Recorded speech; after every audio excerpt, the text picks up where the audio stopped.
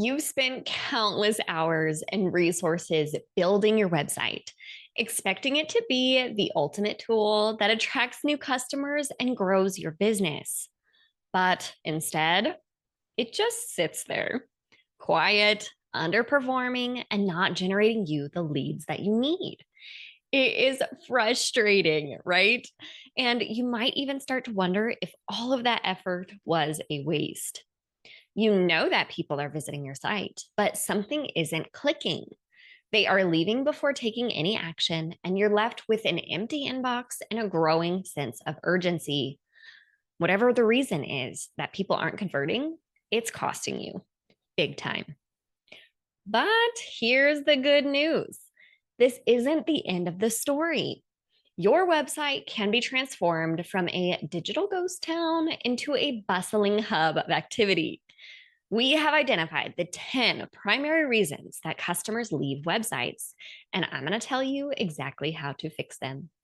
By solving for these mistakes, you can turn things around and start seeing real results, more leads, more customers, and more revenue.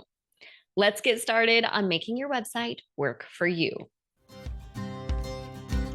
This is the Succeeding Small podcast, and we are on a mission to turn your entrepreneurial dream into a small business success story. We give you the strategies and insights from business owners and topic experts who are invested in your success. Leadership, operations, finance, marketing, growth. These are all topics we need to know as service-based businesses as we scale to the next level. Consider this your masterclass for small business success. Get ready for tactical business strategy and authentic conversations about scaling and entrepreneurship. We tackle it all to help you achieve your business's full potential. Ready to be challenged and inspired? Let's succeed small. Number 1, cluttered navigation. If your website's navigation is confusing, visitors leave before they even see what you have to offer. Consider it like sitting down at a restaurant and reading a menu that is page after page after page. And it's all in these catchy sentences and phrases and categories that you don't quite understand. And you have to keep reading and reading to just figure out what you want to eat. That is such a turnoff for people. It leaves a bad taste in their mouth. And when people are searching on the internet, they are trying to get the answers to their questions quickly. If they cannot easily identify what you have to offer, or it is in these catchy terms that people don't quite understand, it's not clicking in their brain of what makes sense to them, they're going to leave. They're going to back out and they are going to go to the competitor right under you on the search engine results page. So the solution is quite easy. Simplify your navigation. You want to aim for about 4 to 6 main pages in your navigation. And when you have more pages than this, then just tuck them nicely into a little drop-down tab where you can have some organization to the stuff that you have. So the most popular things that I see and plan for in my website navigation are the homepage, of course, an About Us page, our services, oftentimes a gallery or portfolio or our work, depending on what kind of industry it is, and finally a contact page. That's all you need. And then you can put your careers page and your testimonials page and meet the team all under the About page. You can list all of your services under that services tab and so on and so forth. So you can actually have a really big site, but you can still accomplish a clean navigation. This not only helps users be able to understand and navigate your site, but it's also super helpful for search engines too, because it creates this level of hierarchy of this is the page that is most important, what is in your main navigation, and here are the pages that belong to that parent category. Another tip when it comes down to getting more conversions off of your site through your navigation is I like to have a call to action button in the header. So you want to make sure that this is right next to your navigation on that right-hand side and have it be very specific and strategic of what you want to accomplish. This brings me into my point number 2, which is lack of specific calls to action. A call to action is the desired action that you want your customers to take. Usually this means scheduling a quote, book a consultation, whatever your call to action might be. Putting that little button in the right hand side of your navigation and having it throughout your site can actually increase conversions by 200%. I will take those odds. That is amazing. Literally, just an ad of a button can nearly double your conversions. It's amazing what that can possibly do. So, when you are building your website, when you're writing your content, you're designing your pages, you want to make sure that those calls to action are throughout your website, put in very strategic places, and made very clear the action that you want people to take. If people are floating around your site and don't know what the end goal is, well, they're not going to convert. So, therefore, you're missing out on some opportunities. Now, the biggest pushback that I get whenever I have this conversation with businesses or stories that I've heard before are that small businesses, we don't want to be pushy. We don't want to force our customers to do something that they don't want to do. We are different from the big box corporations. We are like family. We don't want to force them to take any action that they don't want. And so they don't have calls to action, or they hide them or make them really subtle and just have it be really casual. Like, if you're ready to take the next step, then send us an email or let us know and we'll get to you with next steps. Just really indescript, very casual calls to action. Well, this is a problem because people read and skim through websites with their eyes. They're very visual. So when they see that big, beautiful button, a pro tip is making that a different color than the rest of your buttons. So having your call to action button be a unique color. That way, whenever they see that color, whenever they see that button at the end of the page or in the header or on your home page, that's right above the fold before you start scrolling, people are going to be more likely to click it and they're going to be able to see, and that's going to impact the way that they visit your site because they know what the end goal is. If you're still on the fence, I want to tell you this story and kind of comparison that I learned from the book Building a Story Brand, which is fantastic. By the way, it's one of my favorites and influences a lot of my marketing strategy. But it talks about if you imagine yourself in a retail store, walking around, you've picked out your items and you want to go check out, you want to go buy them, but you cannot find the cash registers anywhere. You're just walking around the store and you keep asking employees, hey, where do I check out? And they're like, oh, we don't want to be pushy. Just whenever you're ready, just let us know. We don't want to force you into a sale. We don't want to make you uncomfortable. And you're sitting there just like, I want to give you money. I want to check out and buy my clothes. Please, where are your cash registers? This is the same equivalent to when you hide your call to action on your website. Make that prominent. Make it prominent, make it catchy, be able to have it be very clear on what you are going to accomplish. And this can double your conversions by 200%. What an offer. The third reason that people aren't converting on your site is probably because your website is slow to load. Slow website load time can be a deal breaker for a lot of people. In fact, did you know that 1 in 4 visitors will abandon a website if it takes more than 4 seconds to load? 4 seconds, which people, it's so funny to see people's attention span when it comes down to things on the internet. They expect fast results. And remember what we were talking about a little bit earlier, people are trying to solve a problem. When they go on Google and they go to your site and they find your website out of all of the others on the search engines, they want to solve a problem. And so when your website isn't loading, then they lose interest and will go find the next best result because they trust Google enough to give them a variety of websites to choose from. So you want to make sure that when you get that click, you protect it. And website speed is one of the best ways to be able to do that.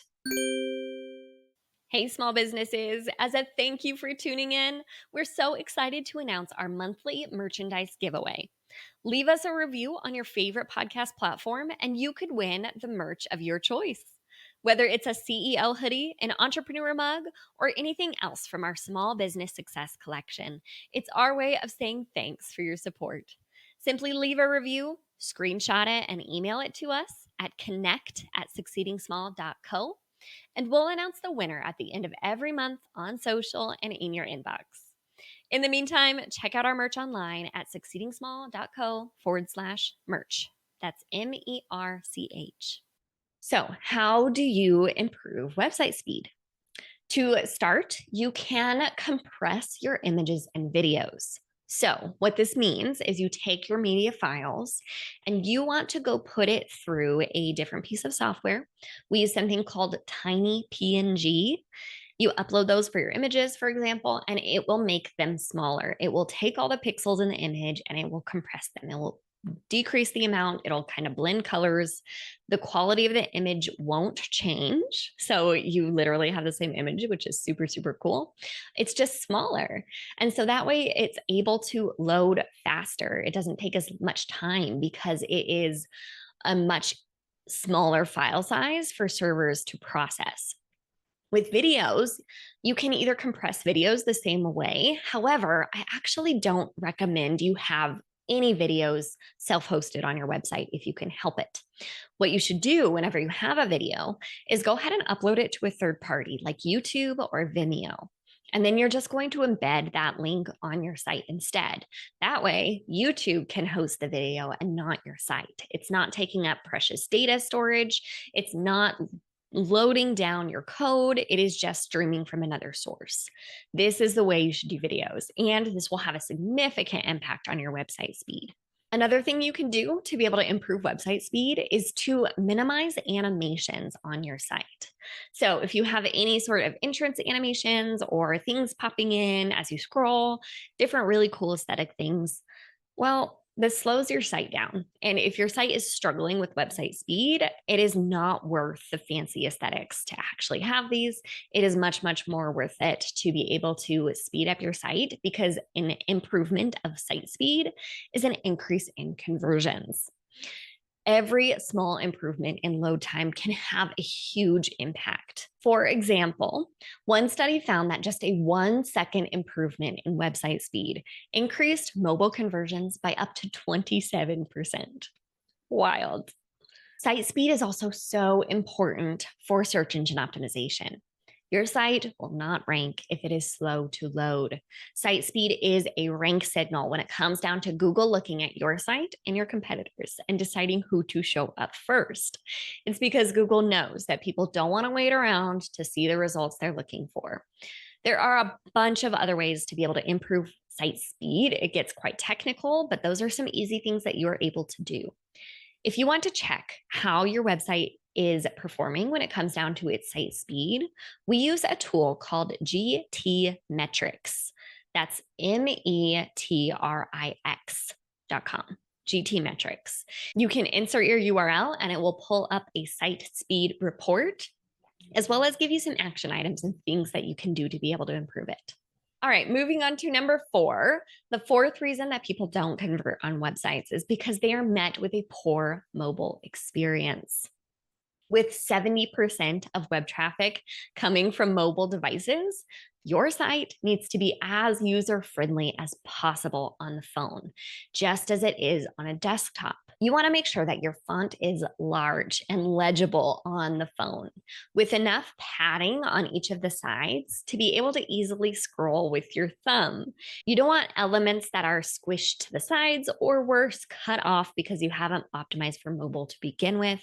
And you want to make sure that your font is big and bold so that anybody can read it. Imagine a phone from here all the way up to close to their face. You want to be able to give them that dynamic experience so that they can access the phone and be able to interact with your site just the same as they do on a desktop computer. Make sure that your buttons are large and clickable, and make sure that you resize images and text for mobile screens. A better mobile experience doesn't just improve user satisfaction.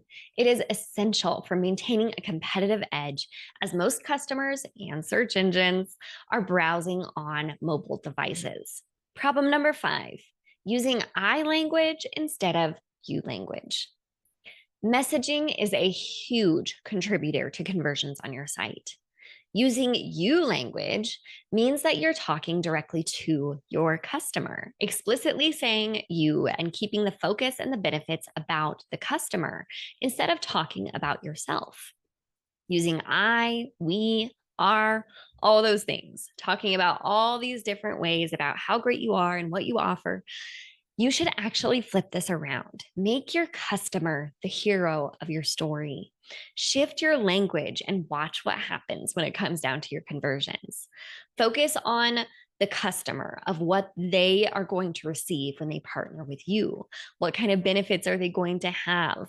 What are they going to experience when they work with you? Why should they choose you from that perspective, not necessarily flaunting about yourself and having be a brochure about your company.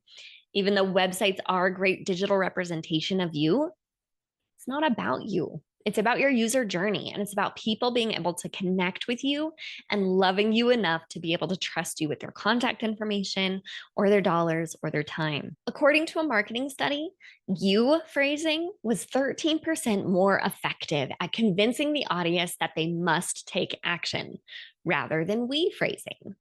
This simple change in language makes the visitor feel like the priority, increasing the likelihood that they will take your desired action. Problem number 6, a lack of trust signals. Before someone books your service, they need to trust you. Consider a homeowner looking for a general contractor. They're about to make a significant investment in their home, and they need that assurance to know that the job will be done right. So, adding in trust signals like certifications, any awards or association memberships, or any sort of education programs that you've gotten in. Any licensure? Are you accredited with any agencies? Have you received this very specific license that only a few people are eligible for? Make sure that these are on your site. And I like to have them in little badges instead of just in inline text because people are visual creatures. We need to be able to skim websites and have these trust signals be prominent throughout our websites. So whenever you have that little about us section on your pages, just insert on that bottom after that paragraph, just some scrolling certifications and badges. That will be a good visual cue for people to be able to trust you with that call to action, that conversion that they want to be able to take. Other ways to be able to earn trust, adding testimonials.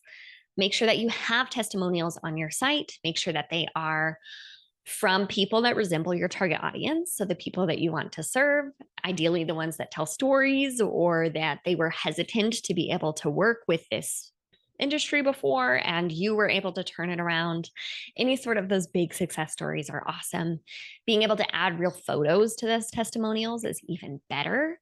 And something I like to play around with is actually embedding Google reviews straight on your website too, because then it is literally, it's legit. That's not copy that was just written. It's not made up. It's a legitimate review that people can actually go find and look back to be able to see, okay, a real person worked with this company. Finally, an even better testimonial is a video testimonial. So if you can get your customers to be able to record just a cell phone video, nothing fancy, to be able to have and describe the work that you do, that is 10 times better to be able to aid in that trust journey and get people to convert. Other ways to be able to build trust online are by having just simple things like your social media links or your location and contact information, just making sure that you are a real legitimate business and you're able to satisfy their needs. You want to make sure that people have no worries. They have no doubts in their mind that you are a real person, that you're a real business, and that you can take care of them. Problem number 7 of why people aren't converting on your site is because you're not giving them a reason to. You're not talking about the stakes of what is it costing your customer to not work with you. You're not having the stakes on your website. So we've talked a lot about how important messaging is to be able to invite people in on that journey, make them the center and the hero of their story. But we need to still give them that sense of urgency of what is at stake for not working with us.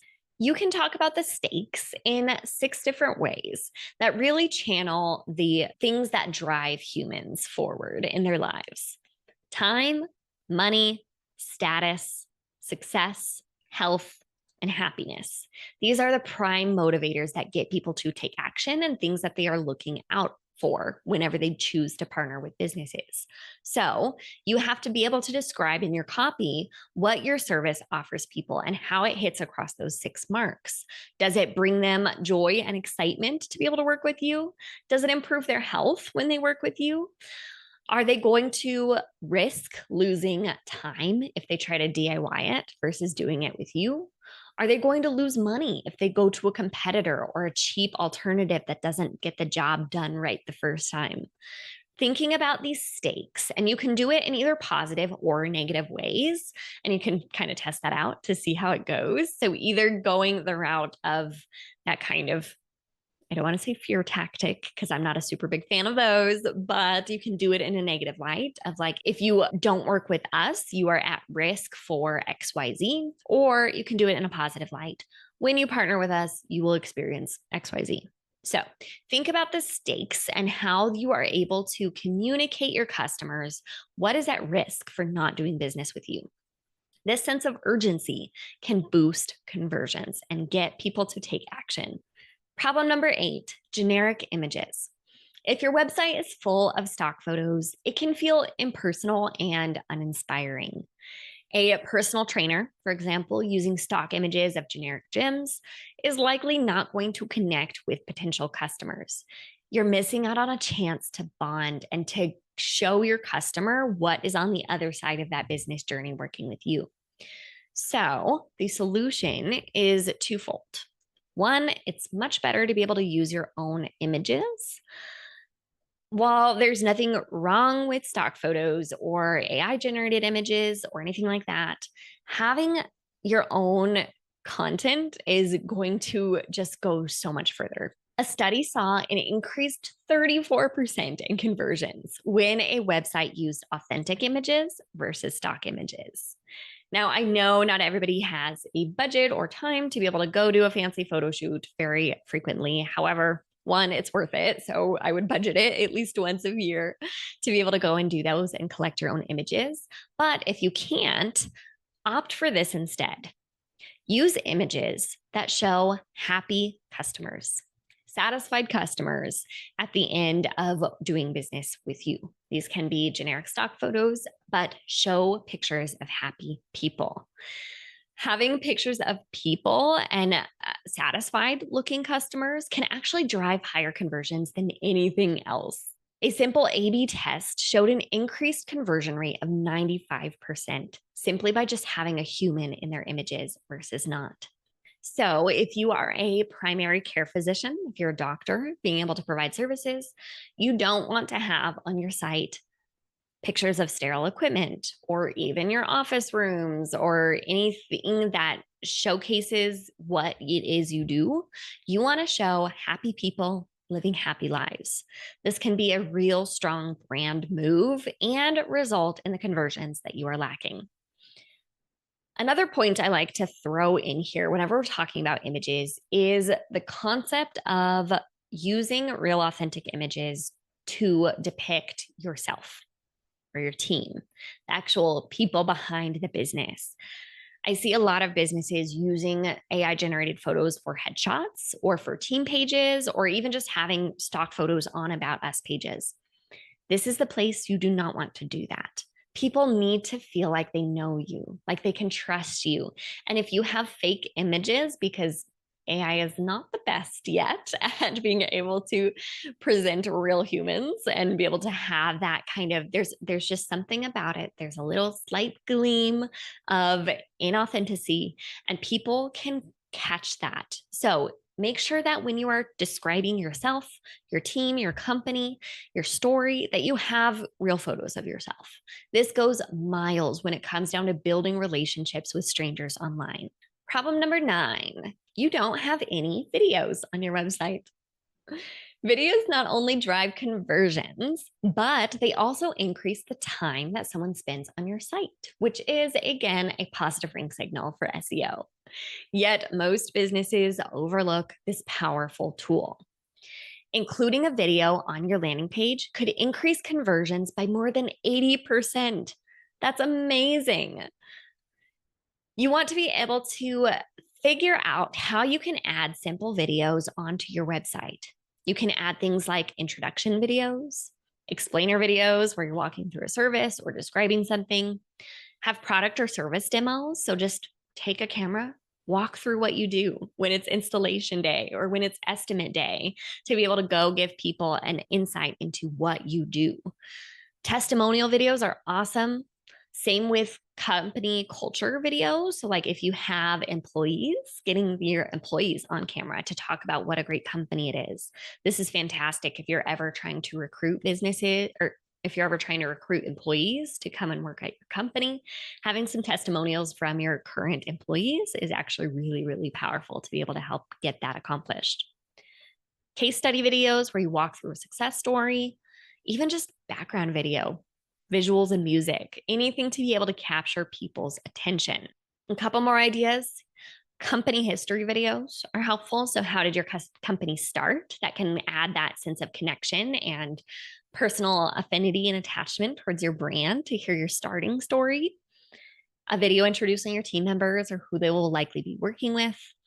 Or finally, a how to work with you video. So, how does it work? Put this on your contact page, put it on your call to action section. What will they expect when they hit that call to action button?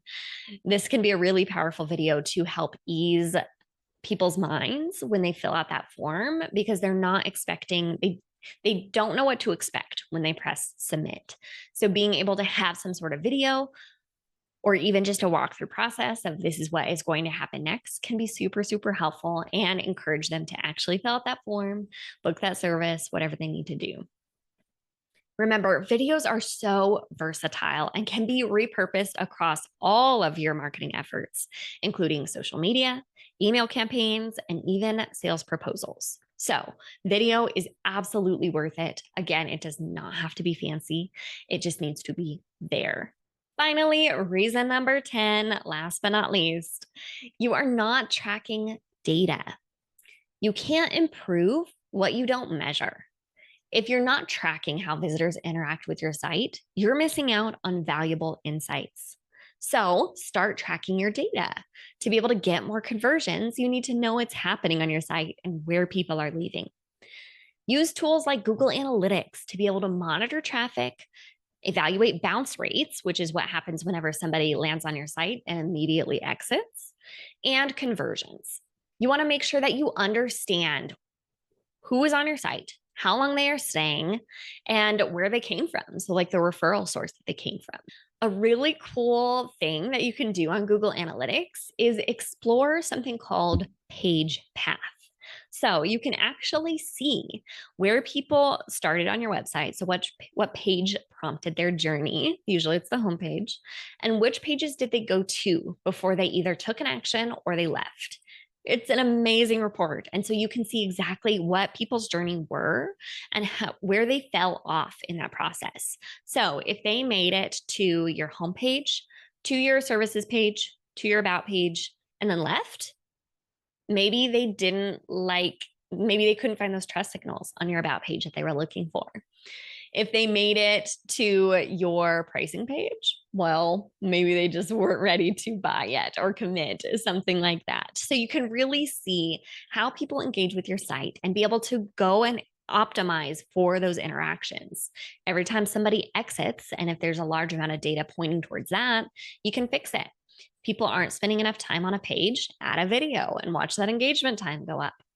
Data is powerful and it will help you refine your website and improve your conversion rates, ensuring that your website is performing at its best. So there you have it. 10 reasons why your website might not be converting and how you can fix it. To sum up, 1, you have a cluttered navigation. 2, you have a lack of specific calls to action. 3, your website is slow to load. 4, you have a poor mobile experience. 5, you're not using you language. 6, you don't have any trust signals. 7, you're not talking about the stakes. You're not talking about what it costs the customer not to do business with you. 8, you're using generic images. 9, you don't have any video content. And 10, you're simply not tracking the data. Imagine the impact when your website starts turning visitors into loyal clients, a steady stream of new business, more revenue, and the ability to grow your service-based business with confidence.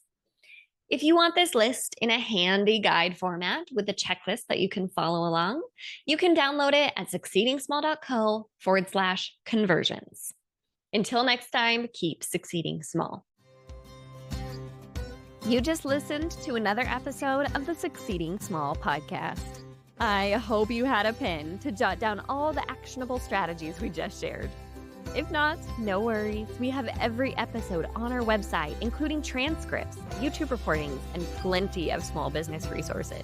So visit the show notes and check out the incredible archive of content created for you and your scaling small business. We are truly invested in your success, and we'd love to hear from you. Connect with us on social to request topics you want to hear, or leave us a review wherever you listen. You're one step closer to being that small business success story.